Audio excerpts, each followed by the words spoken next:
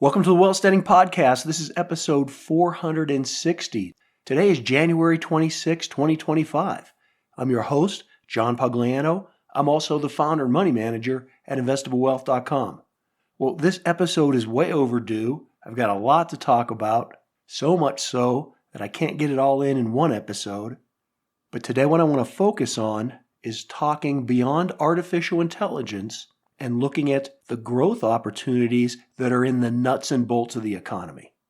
We'll get to all that in a second. First off, I want to dedicate this episode to Arturo. Like I said, this episode is long overdue, and for the last 26 days, every day, Arturo has been asking me when the first episode of 2025 is going to come out.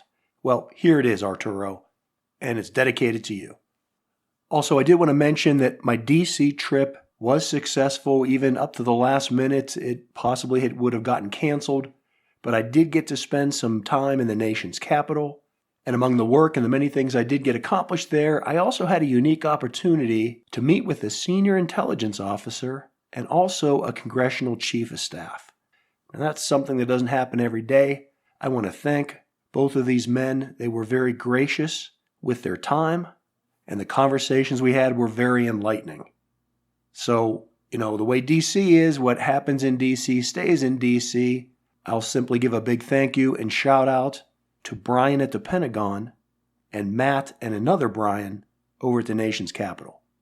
Now, speaking of DC, if you've been watching the news at all, pretty much since the elections of the last couple months, all you're hearing about is the new administration of Trump. And it's all about tariffs and executive orders and cabinet appointments and pardons and this and that. And I got to tell you personally, before Trump was even inaugurated, I had already tuned out from all the babble in the media, both pro and con, about what he would or wouldn't do and all the repercussions. Let me just give you my perspective on things. Politicians are seldom leaders, nor are they change agents. Most often, and this is not every time, but most often, politicians are simply symptoms of what's already going on, or they're just following a trend to begin with, right? They are not the trendsetter. And so when I look at a politician's agenda and what's really going to get accomplished, I don't look to them as a leader or as a change agent. I look to them as to how well they can manipulate the situation to get to what they want out of the pre-existing trend. And right now, and I won't go into it because I spoke infinitum about long-term trends that are in place. I'm not going to go into them all right now, but you know that I'm a firm believer that we are at a point where there's a convergence of major long-term trends, which I believe are not only going to shape the future, but are going to provide very good investing and career opportunities. And let me give you an example of how trends are more important than specific policies or politicians. If you've been listening to this podcast for any length of time, you know one of my favorite topics, reoccurring themes, has been the impact from the shale oil revolution. And let's just take a look at that. It was 2005 when U.S. oil domestic production hit an all-time low, something just above 5 million barrels a day in production. And then going forward into 2006 and beyond, oil production started to increase. This was primarily as a result of the shale oil revolution. It was all about fracking. It was all about horizontal drilling and the application of other technologies to oil exploration and production. And over the course of the next 19 years, the U.S. not only went from declining to increasing oil production, but the country became the number one producer of oil in the world, increasing production by more than 2.5 times in less than 20 years.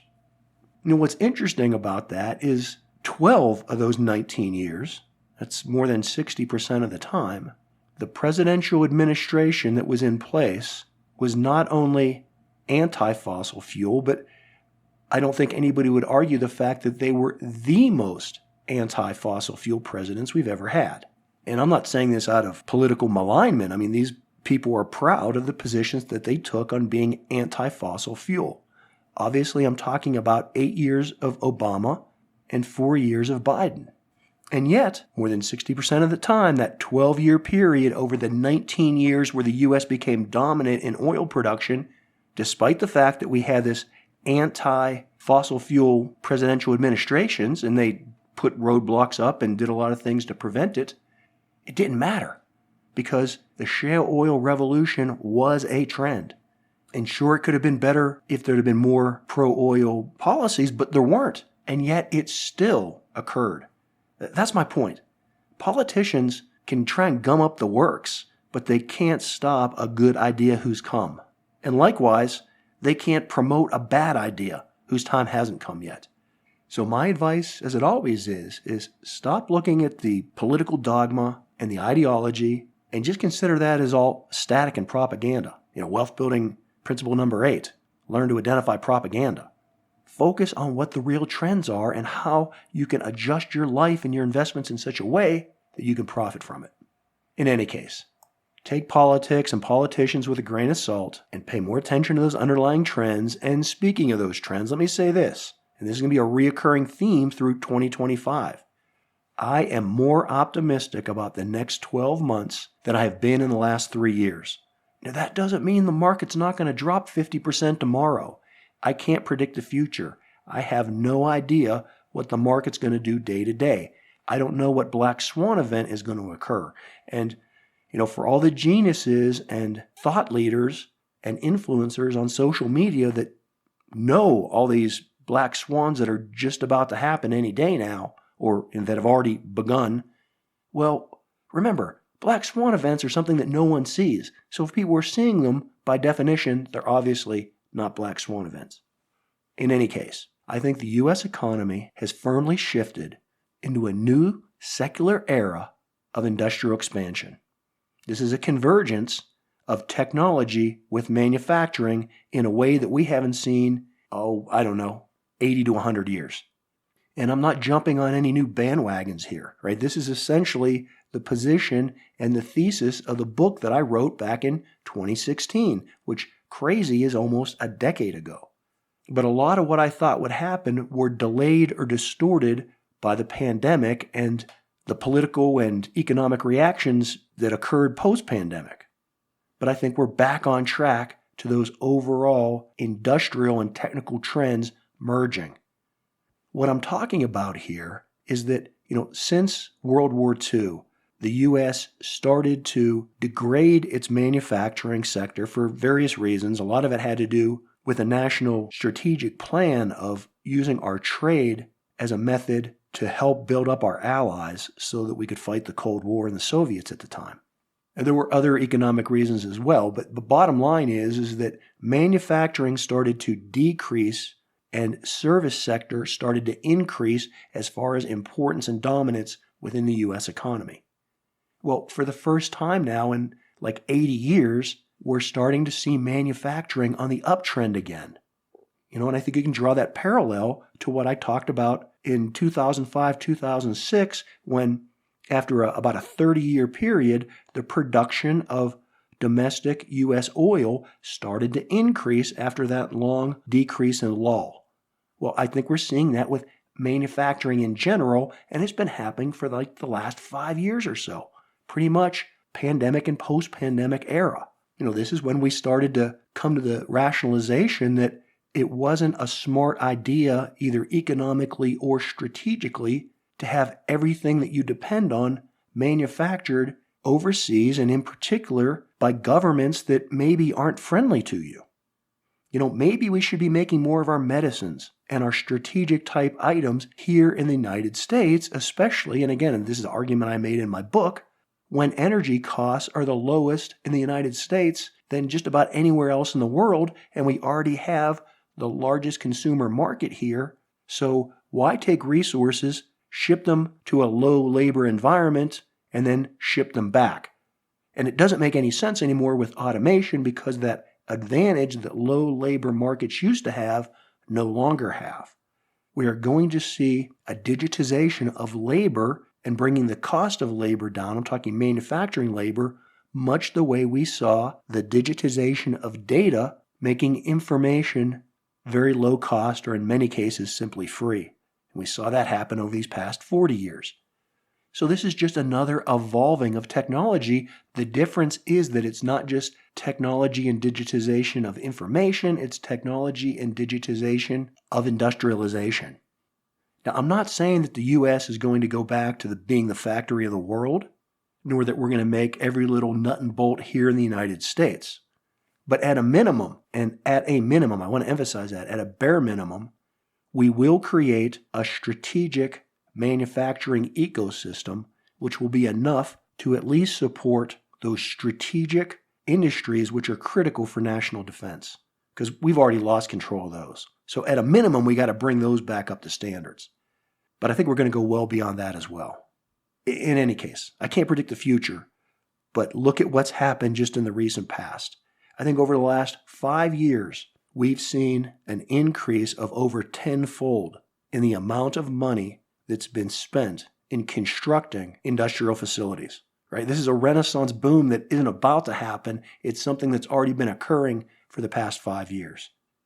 And that momentum is only increasing. And again, whether Tweedledum or Tweedledee is in the White House, I think that this is a long-term momentum trend that isn't going to change.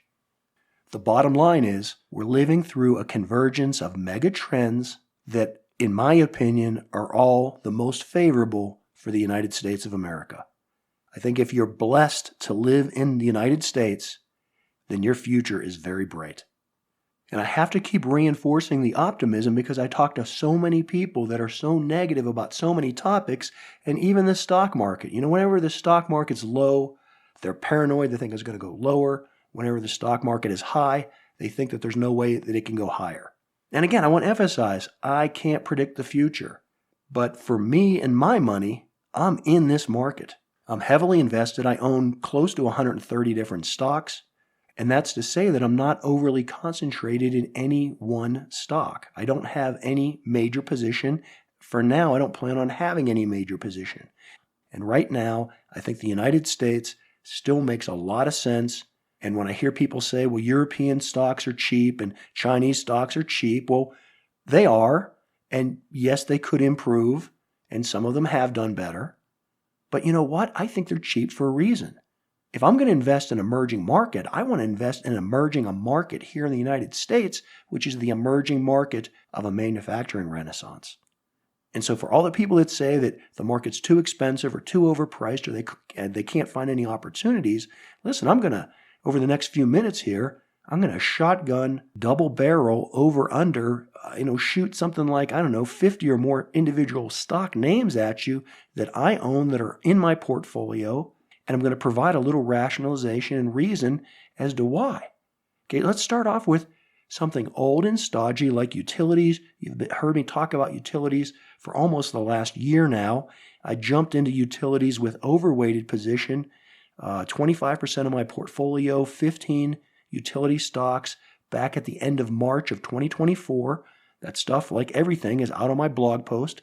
You can scroll through the archives and read those positions and what they are. I still hold them. I still, at this point, have no thoughts of selling them. And I'm not going to go through what they are. They're out there. You can find them. But the point of the matter is that the exciting thing about utilities, and this hasn't happened in probably 100 years, but they are not only a stable source of income, they're actually in a growth industry. And this is because of not only what's happening with artificial intelligence and with electric vehicles, but also with that demand for bringing more manufacturing to the United States. Manufacturing uses more electricity than consumer consumption by a factor of, 10 or 20. So even if we didn't have artificial intelligence demand for energy, which we do, and even if we didn't have electrification of transportation, which we do, we would still be seeing the demand for utilities grow simply because of all the manufacturing demand that's taking place.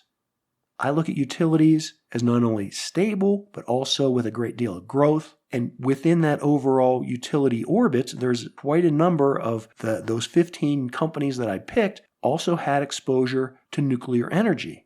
Now, since March of last year, when I bought those utilities, I've specifically jumped in to nuclear energy-related utilities and derivatives thereof. So, Constellation Energy, it's a utility that pretty much is a pure play, unregulated in nuclear energy. And the interesting thing here, I'll save that for a minute. Just remember Constellation. I'm going to come back to that. So Constellation, pretty much a pure play in nuclear energy. But beyond that, the second and third derivative, I also own a company called Cameco. They're a Canadian company. They mine uranium. And along those same lines, another company called Centrus Energy, and they're part of the uranium enrichment process. So yes, I'm big on energy in terms of electrification and utilities, and specifically the new emerging market of nuclear energy, which we'll be talking about all year. But along those lines, we only have, 40 or so nuclear reactors in operation now, and the new ones are going to take time to come online. So that means we still have to have a huge reliance on fossil fuels. And so to that end, I still own ExxonMobil and Chevron, but I've also this past year bought into more of the pipeline and natural gas side of things. Enbridge is one of them, and that's actually a stock I've held since probably at least the pandemic. But in the recent past, I've also added on Energy Transfer, Western Midstream Partners, and Kinder Morgan, because I do believe that we still need natural gas and petroleum products to fuel this energy demand. And this kind of gets back to that Constellation Energy. Remember I said they're almost a pure play in nuclear energy? Well, they had been up until just recently, and they're starting to make acquisitions in the natural gas side as well, because they know they can't do it all with just nuclear energy. And that's the point. It isn't an all or nothing thing. And so beyond that, I'm also invested in energy exploration and the nuts and bolts aspect of producing energy and natural gas and shipping it. So that's companies like Baker Hughes, Schlumberger, Flowserve. I think these areas are particularly important because really, even though the U.S. has expanded its oil production because of the shale oil revolution, a lot of that expansion took place pre-pandemic. Post-pandemic, there's been very little investment in the exploration part of things, especially as we not only expand and try and grow our shale oil business, but it looks like we're going to be back in traditional oil fields like Alaska and the Gulf of Mexico, and maybe even some deep water drilling. And keeping along that same theme of energy, but moving out of specific oil or nuclear production, what about just all the nuts and bolts of infrastructure that it takes to move that energy around? Everybody wants to talk about NVIDIA and artificial intelligence and open AI, but none of that happens in a vacuum. You can't move all those electrons around with a lot of infrastructure. And so you need things like copper. How about Freeport-McMoRan and Southern Copper Corporation? And if you're going to be digging for all those primary metals, then you know what? You're going to need big, heavy equipment to do it. So how about somebody like Cummins that makes big diesel engines? And then what about all those electrical connections in the infrastructure?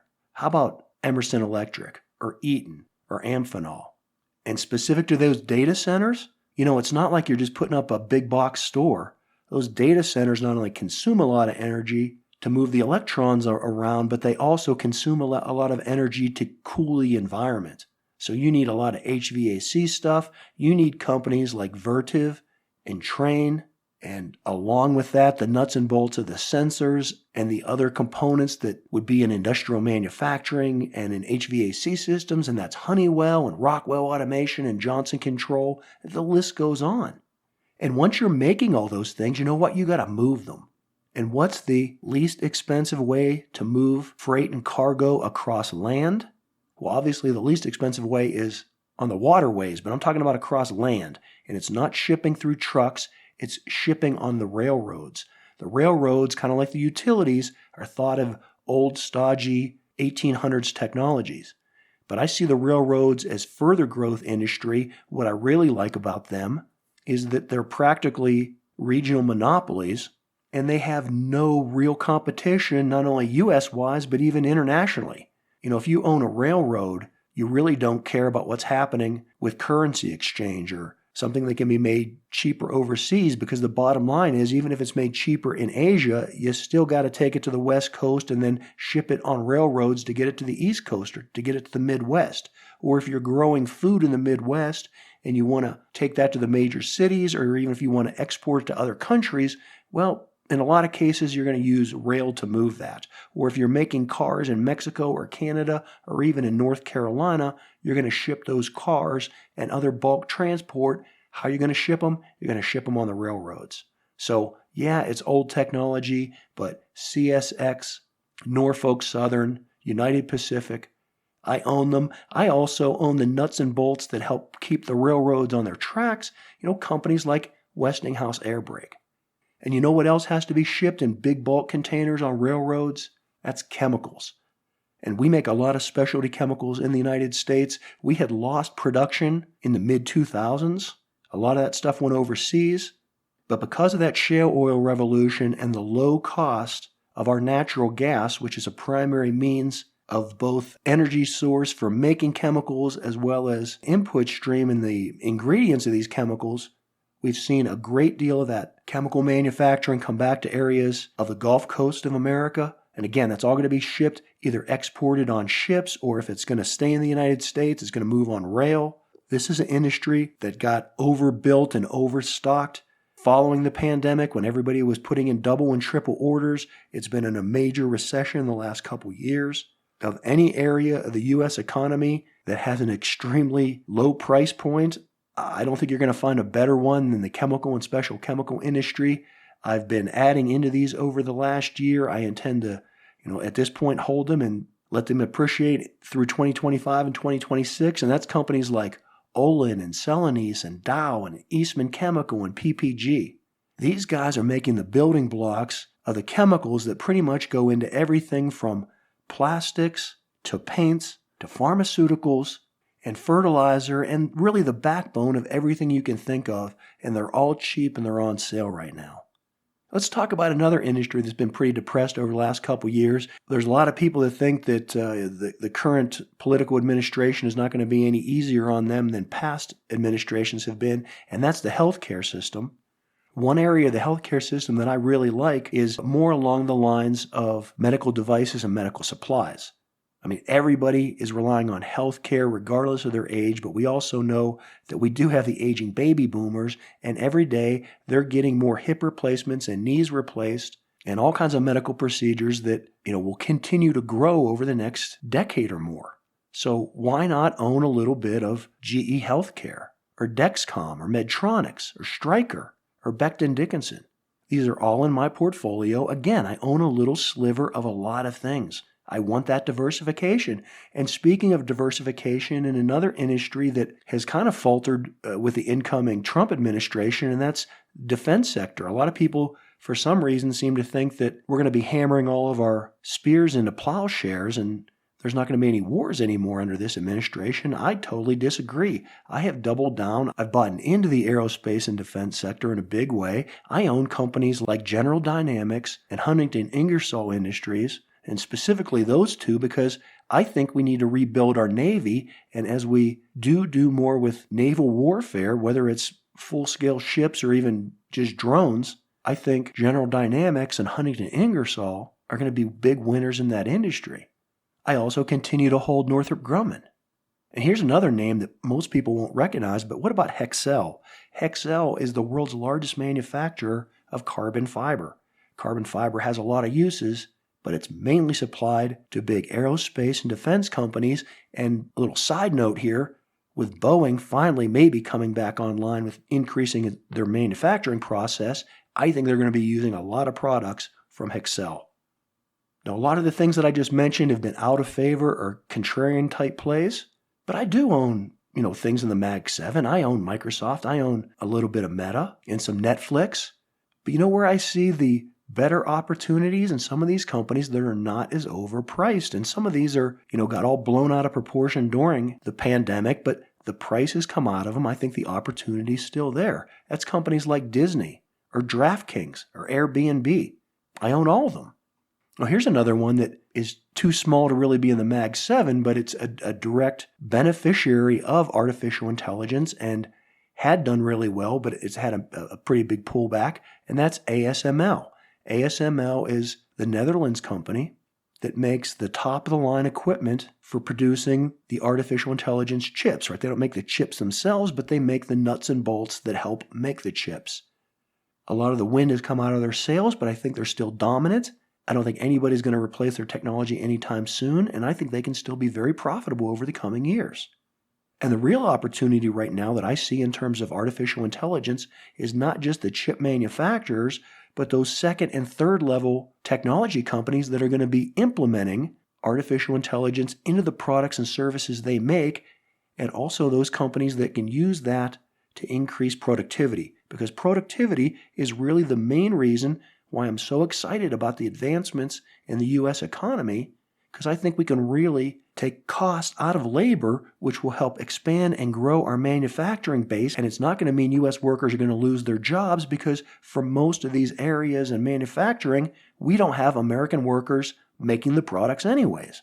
So it's a win-win for the U.S., but outside of the manufacturing realm, what about just traditional software application companies that haven't really yet skyrocketed from their use in artificial intelligence? I own companies like Intuit, Salesforce, Snowflake, Shopify, Uber, Workday, Block or Square, however you want to call that these days, Adobe, Fiserv over on the financial services sector side of it.